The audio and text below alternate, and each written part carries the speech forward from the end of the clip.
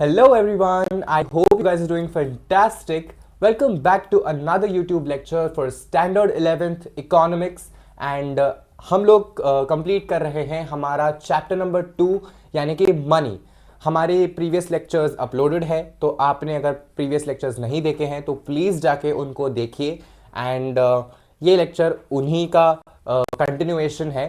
So previous lectures में हमने types of money ख़त्म किया था। Let me just show you once कि हम लोगों ने जो है जो टाइप्स ऑफ मनी होता है, animal, commodity, metallic, metal, metallic, digital, paper, ये सारे टाइप्स ऑफ मनी हम लोगों ने प्रीवियस लेक्चर्स में ख़त्म किए थे। हमने एक लीगल टेंडर क्या होता है, एक नॉन लीगल टेंडर क्या होता है, ये भी हमने पिछले लेक्चर में देखा था। एंड ये वाले लेक्चर में आज हम लोग देखने वाले हैं क्वालिटीज़ ऑफ मनी।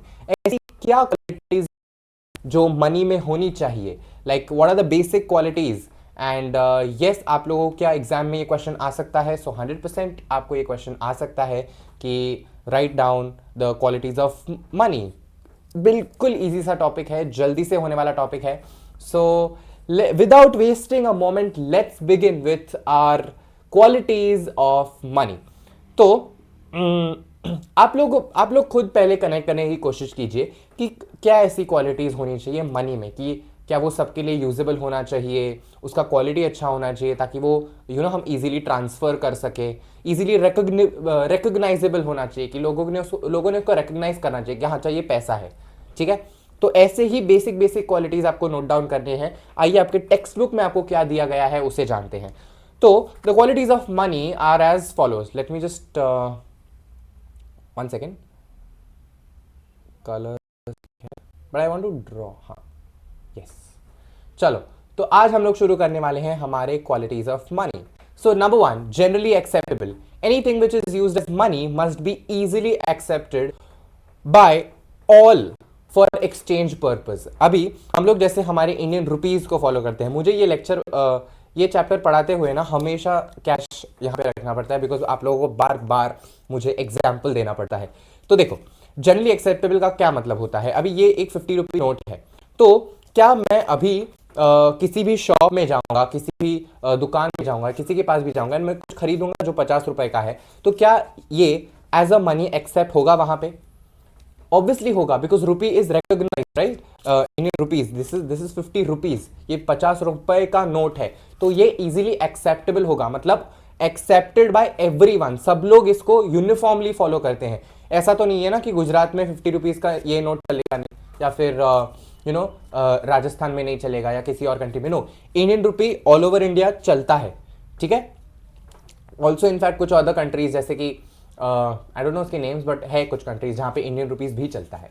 ठीक है, सो ये जनरली एक्सेप्टेड बाय एवरीवन है। Everyone recognises this as a 50 rupee note. 50 रुपए, इसका वैल्यू भी सबको सेम ही पता है, या कोई इसको 20 रुपए की तरह ट्रीट करता है? नहीं। So everybody will treat this like 50 rupees only. So this is nothing but called general acceptance. ये सब लोगों ने एक्सेप्ट किया है साथ में, कोई किसी का डिफरेंस ऑफ ओपिनियन नहीं होगा इसमें। ठीक है, नेक्स्ट इज योर डिविजिबिलिटी।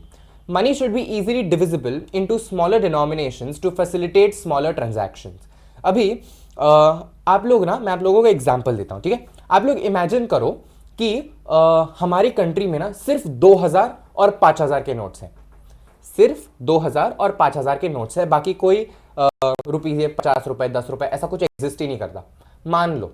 ठीक है, तो क्या ये हिंड्रेंस क्रिएट करेगा? काफी इनकन्वीनियंस हो जाएगा to carry out transaction, because हमारे यहाँ ऐसी भी चीज़ें हैं जो स्मॉलर ट्रांजैक्शंस में हम लोग करते हैं। जैसे कि हम कोई चीज़ 10 रुपए की खरीदते हैं, कोई 20 रुपए की खरीदते हैं। इतनी छोटी चीज़ों के लिए क्या हम 2000 का नोट देकर आएंगे क्या? नो।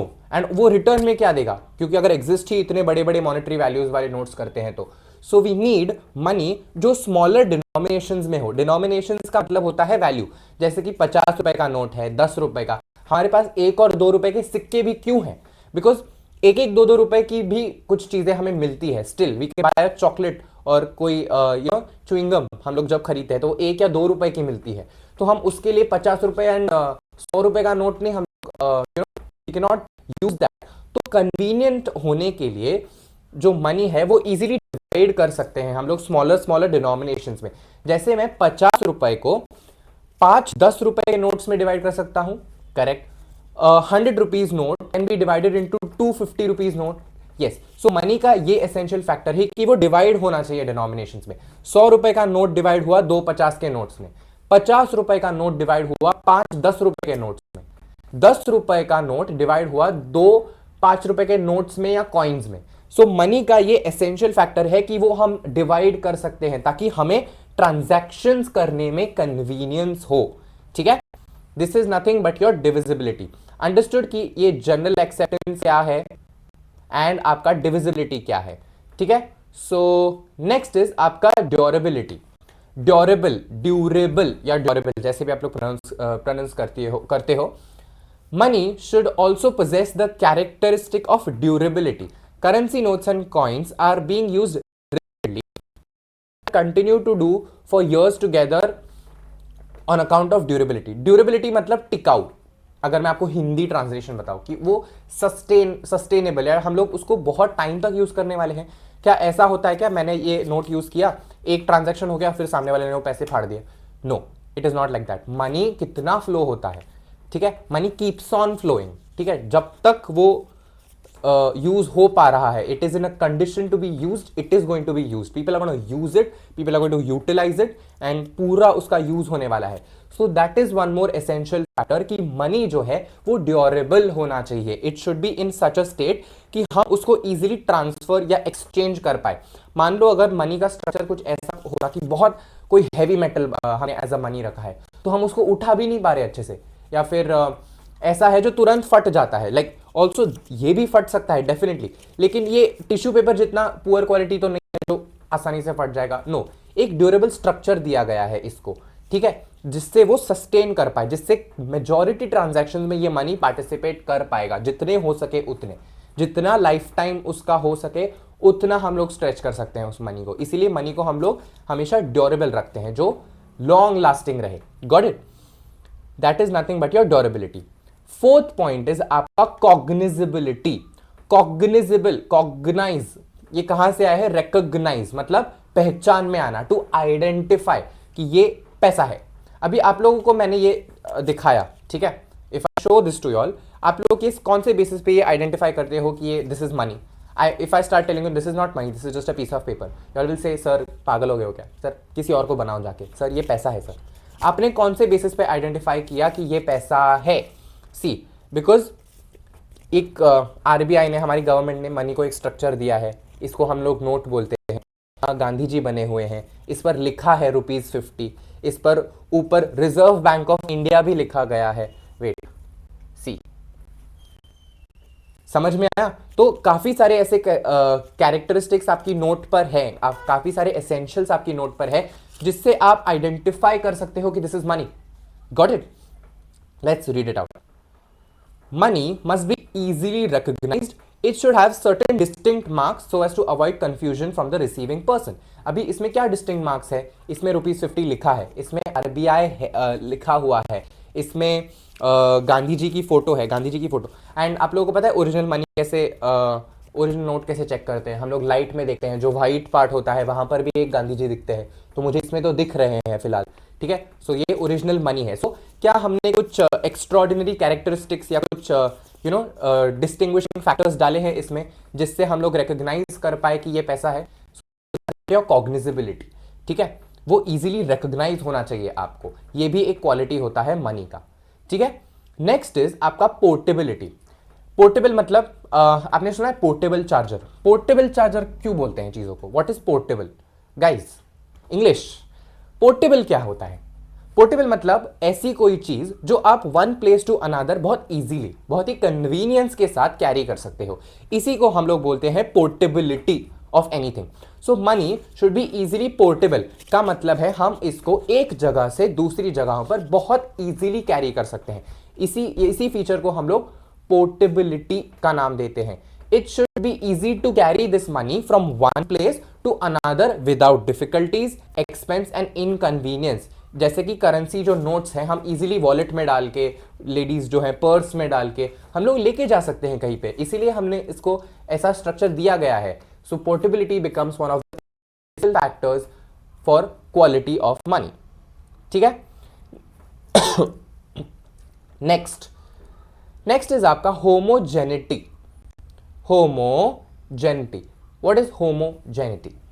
What is homogeneity? देखो सुनो, money of a particular denomination must be homogeneous and identical in its features. अभी coming back to explanation, homogeneity का मतलब क्या है? आपने 100 रुपीज की नोट देखी है? अभी मेरे पास यहाँ पे नहीं है, प्रीवियस लेक्चर में मैंने 100 रुपीज यूज किए हैं, वो जाके देखना.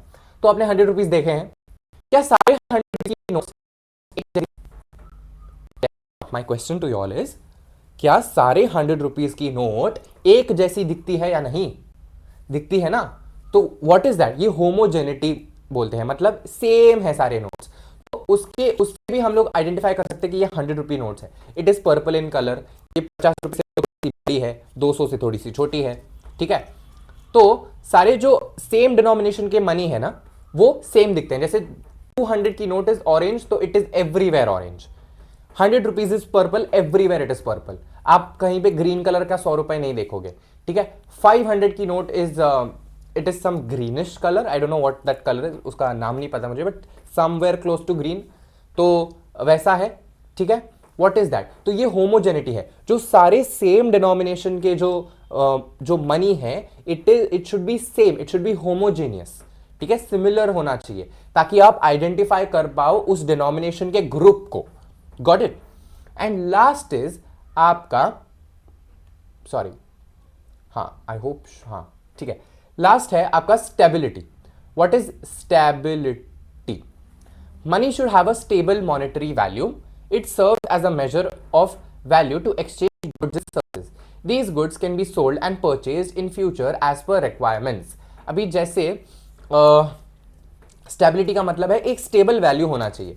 अभी आज ये नोट का वैल्यू है 50 रुपए. तो क्या आने वाले 2 महीने में क्या इसका वैल्यू बढ़ेगा या कम होगा? No. 50 rupees is going to be 50 rupees. 100 rupees is going to be 100 rupees. Because हम लोग मनी के बेसिस पे भी ना काफी सारे ट्रांजैक्शंस जो है वो हम डेफर्ड वे में करते हैं या एडवांस में करते हैं. सो हमें एक स्टेबल मॉनेटरी वैल्यू चाहिए हर चीज के लिए. जैसे 100 रुपए ही रहेगा. हमारा इंडियन रुपीज चलता है तो रुपीज ही चलेगा. We can't suddenly shift to dollar. ठीक है. तो एक स्टेबल प्रोफार्मा होना चाहिए, एक स्टेबल कोड ऑफ कंडक्ट होना चाहिए for monetary valuation. Got it? This is nothing but your stability. So I hope आप सबको जो क्वालिटीज ऑफ मनी है वो आप लोगों को अच्छे से समझ में आया है, जिसमें आते हैं आपका जनरल एक्सेप्टेबिलिटी नंबर 1, यानी कि वो सब जगह जनरली एक्सेप्टेबल होना चाहिए. वो डिवाइड कर सकते हैं हम छोटे छोटे डिनोमिनेशंस में. वो ड्यूरेबल होना चाहिए, कन्वीनियंस के हिसाब से. It should be durable because we need to sustain, we need to carry so many transaction with a single note. Next is cognizable, यानी कि वो रिकॉग्नाइज कर पा सकते हो आप कि ये okay this is money. Next is आपका portability. You should be able to carry it from one place to another without any expense, with ease of convenience. ठीक है. देन होमोजेनिटी, सेम डिनोमिनेशन वाले सारे जो पैसे हैं वो सेम दिखने चाहिए ताकि आप उसको आइडेंटिफाई, उस ग्रुप को आइडेंटिफाई कर पाओ. And last is over the years एक स्टेबल मॉनेटरी वैल्यू होना चाहिए पैसे का. Got it? So these are nothing but your qualities of money. Got it? I hope आप सबको ये आई नो ये वीडियो थोड़ा सा छोटा बन गया होगा बिकॉज शॉर्टर कंटेंट है. अगले जो हमारा लेक्चर होगा उसमें हम लोग खत्म करेंगे ये चैप्टर ही खत्म करेंगे इनफैक्ट अगले इसमें. बिकॉज सिर्फ बचा क्या है, functions of money, primary and secondary, and एक ब्लैक मनी का कंसेप्ट बचा हुआ है. तो ये जो है वो हम अगले लेक्चर में ले लेंगे. So yes, we are done with this lecture. I hope आप सबको पसंद आया हो. एंड आपके कोई भी डाउट्स हो उसको कमेंट सेक्शन में जरूर कमेंट करना. एंड लेक्चर को लाइक करके प्लीज आप लोग अटेंडेंस मार्क करो. ठीक है. So yes guys, thank you very much for this session.